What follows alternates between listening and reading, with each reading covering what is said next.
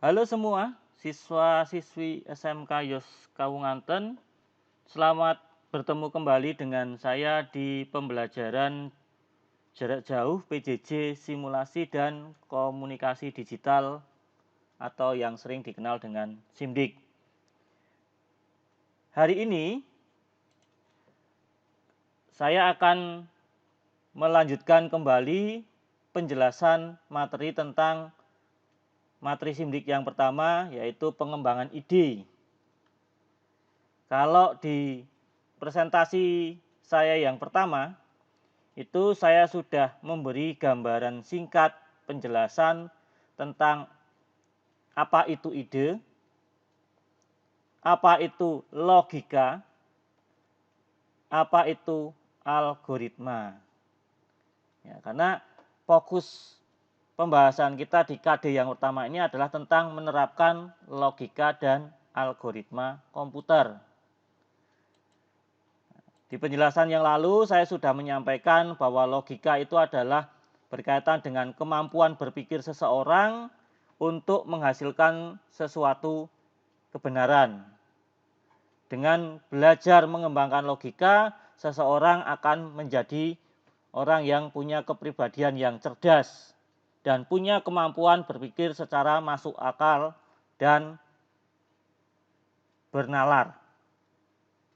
Nah, kalau dari asal katanya, logika berasal dari bahasa Yunani yaitu logos, yaitu artinya hasil pemikiran yang diutarakan dalam kata, dinyatakan dalam bahasa baik verbal maupun non-verbal. Nah, kalau algoritma, kemarin juga sudah saya sampaikan bahwa ini istilah algoritma berasal dari nama seorang ilmuwan Arab bernama Abu Ja'far Muhammad Ibnu Musa al-Khwarizmi,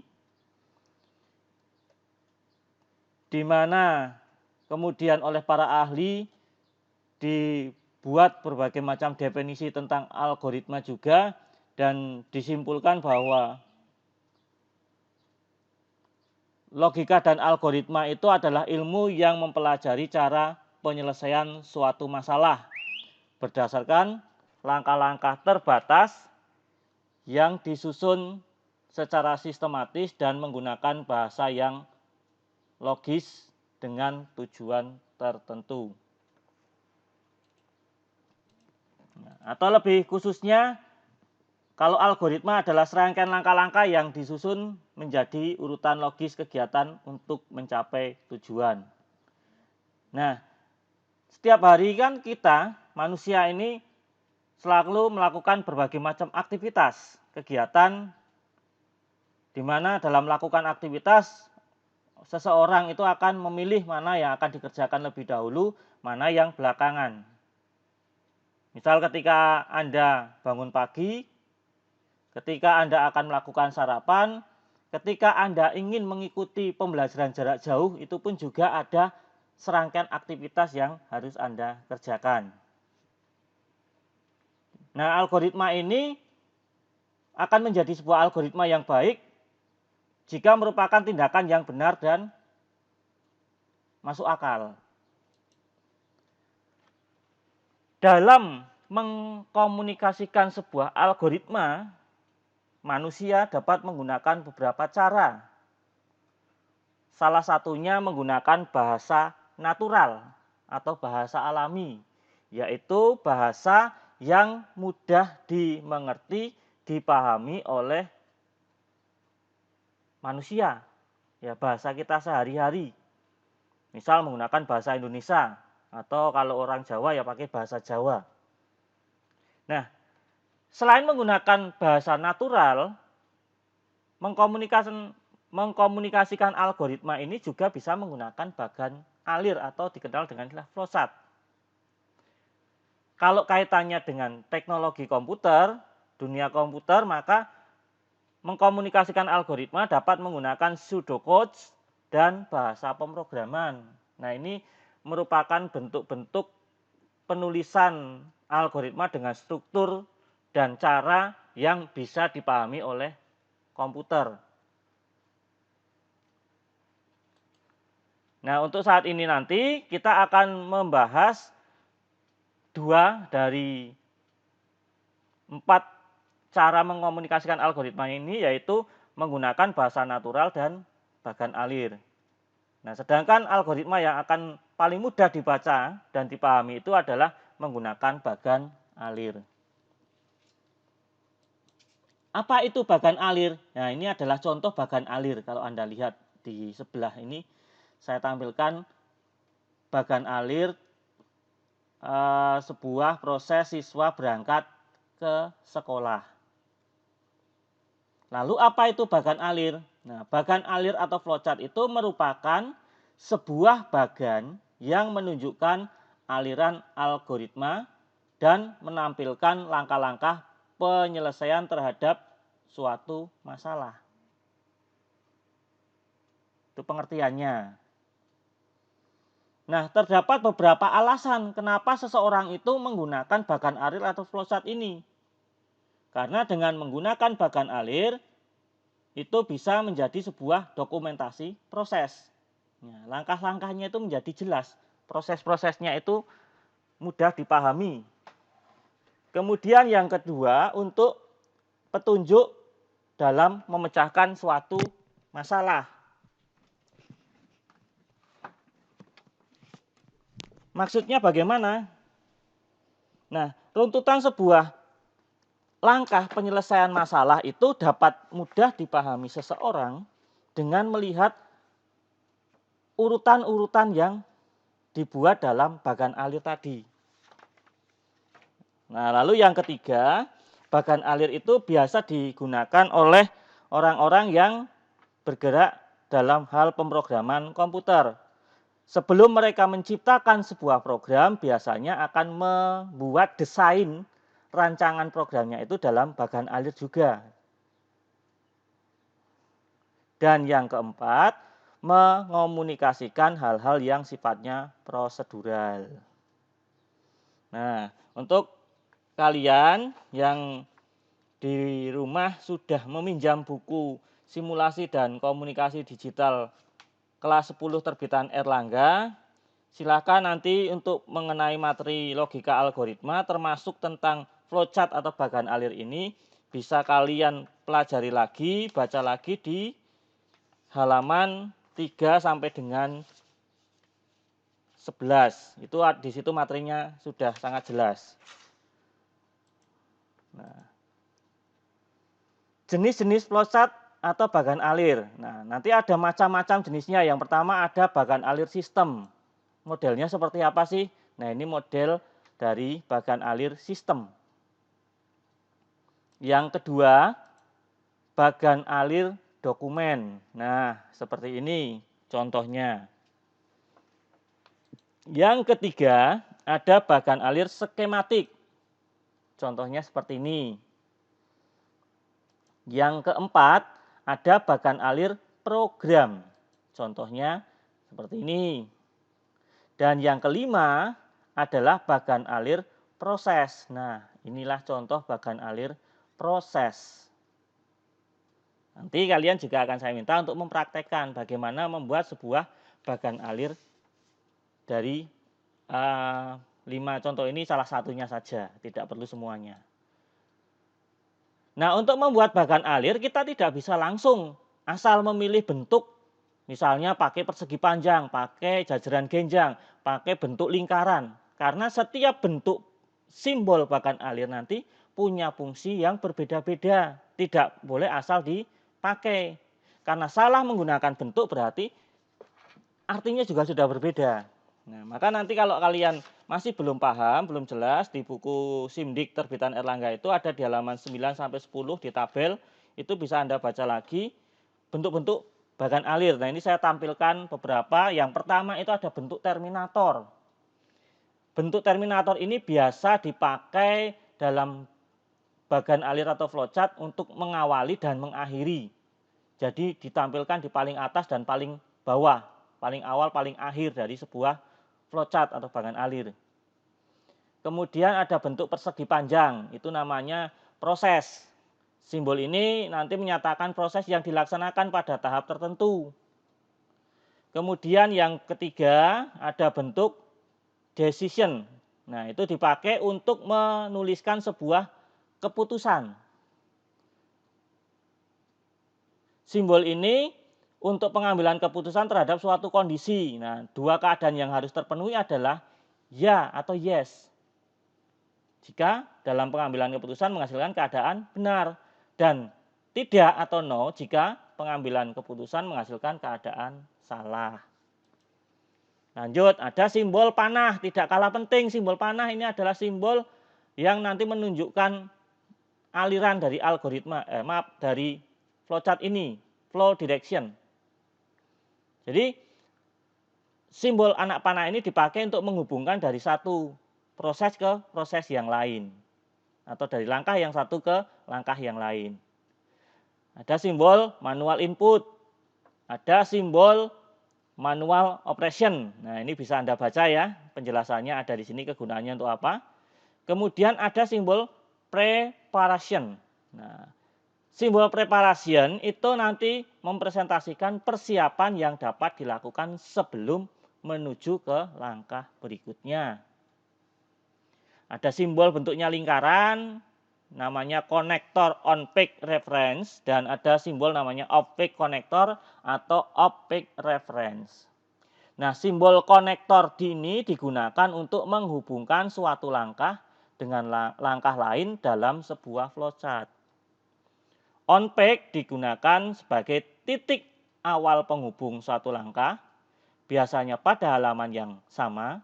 Off-peak digunakan sebagai titik temu penghubung suatu langkah dari on-peak dan biasanya terdapat pada halaman yang berbeda.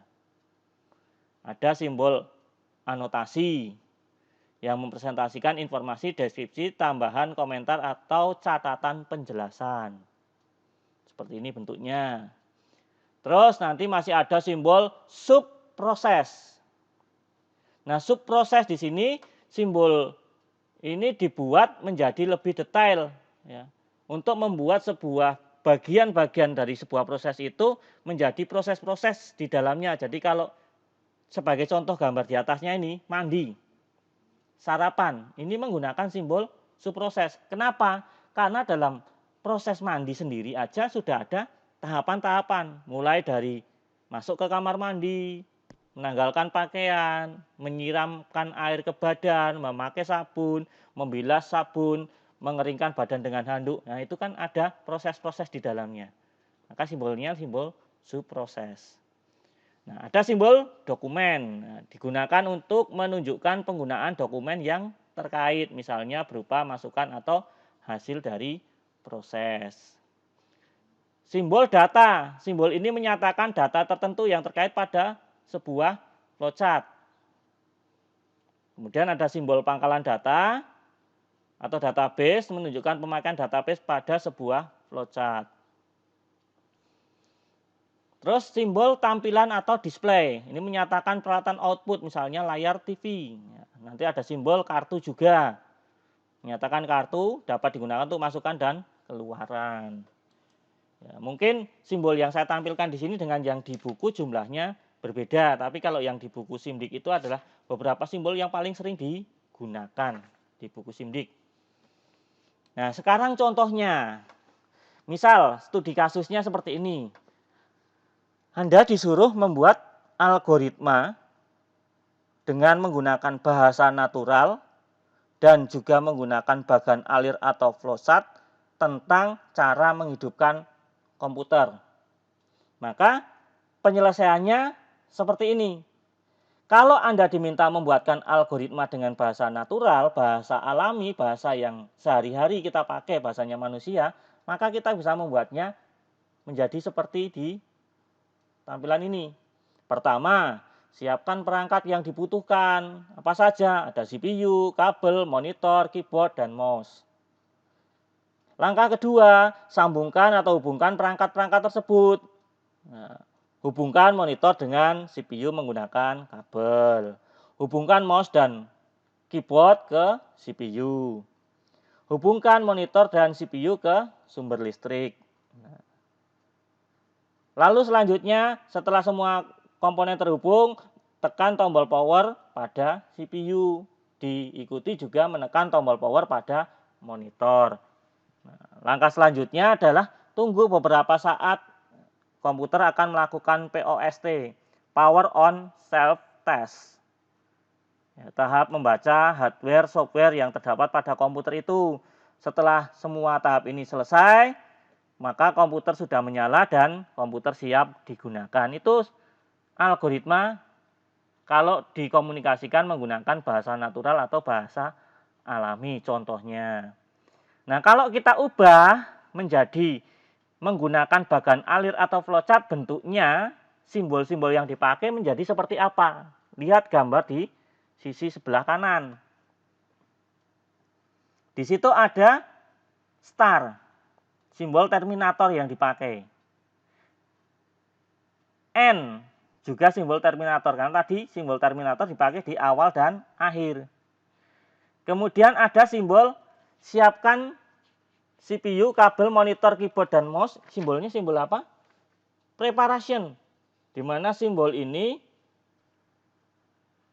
kalau tadi Anda baca di bagian ini, penjelasan saya ini. Nah, simbolnya yang mana?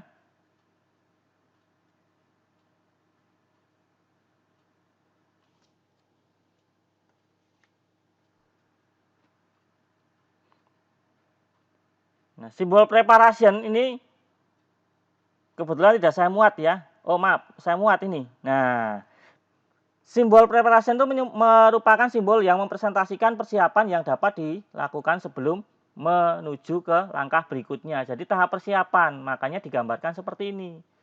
Menyiapkan apa saja. Gitu. Terus yang berikutnya ada simbol input atau output data. Nah, ini nanti dipakai untuk proses input, juga dipakai proses output. Nah, ini adalah input, ini output. Nah, inputnya monitor, CPU, kabel, keyboard, mouse. Nah, monitor, CPU, kabel, keyboard, mouse, langkah selanjutnya adalah diapakan? Nah, ini. Ya, yang menggunakan simbol proses. Hubungkan monitor dengan CPU menggunakan kabel, hubungkan mouse dan keyboard ke CPU, hubungkan monitor dan CPU ke sumber listrik, tekan tombol power pada CPU, tekan tombol power pada monitor. Setelah semuanya dilakukan, outputnya, komputernya akan melakukan proses POST. Nah, setelah selesai, komputer siap digunakan, rampung, selesai di situ. Ya. Gampang kan ya untuk membuat sebuah algoritma menggunakan bahasa natural maupun menggunakan flowchart atau bagan alir. Nah, untuk selanjutnya untuk PJJ hari ini tugas kalian sebagai nanti nilai keterampilan, nilai praktek, silahkan di rumah kalian mengerjakan tugas berikut. Anda adalah seorang pelajar SMK. Suatu hari Anda akan melakukan peminjaman buku, simulasi, dan komunikasi digital di perpustakaan sekolah. Tugasmu buatlah algoritma untuk kasus di atas. Ya. Nanti algoritmanya menggunakan bahasa natural. Dan jangan lupa buat juga bagan alirnya atau flowchartnya. Nah, jawaban yang kamu buat itu nanti dijawab langsung di link yang sudah saya sharekan di WA Group kelas. Ya, untuk yang algoritma dengan bahasa natural nanti ada kolom sendiri untuk menuliskan langkah-langkahnya. Dan sebelum mengerjakan tugas ini silahkan mengerjakan juga di selembar kertas. Ya, jadi di selembar kertas itu Anda bisa membuat flowchartnya bagan alir. Nah, bagan alirnya itu gambarkan dulu saja di selembar kertas dengan bentuk-bentuk yang sesuai menggunakan tombol simbol-simbol penghubung, tanda panah dan sebagainya itu. Kemudian setelah selesai hasilnya difoto. Kalian foto, siapkan di handphone, baru setelah itu masuk ke link. Nomor 1 ditulis jawabannya. Kemudian langkah yang kedua flowchartnya juga tinggal dilampirkan, diupload di sana. Saya tunggu tugas ini. Saya beri waktu hari ini. Kalau misalnya tidak bisa hari ini, silahkan disusulkan. Saya masih beri waktu sampai besok. Bisa dikerjakan di sela-sela waktu senggang kalian di rumah. Jika ada kesulitan, silahkan ditanyakan melalui WA Group atau bisa WA pribadi ke saya, WhatsApp ke saya, nanti untuk bisa saya beri gambaran atau penjelasan lebih lanjut. Terima kasih dan selamat belajar.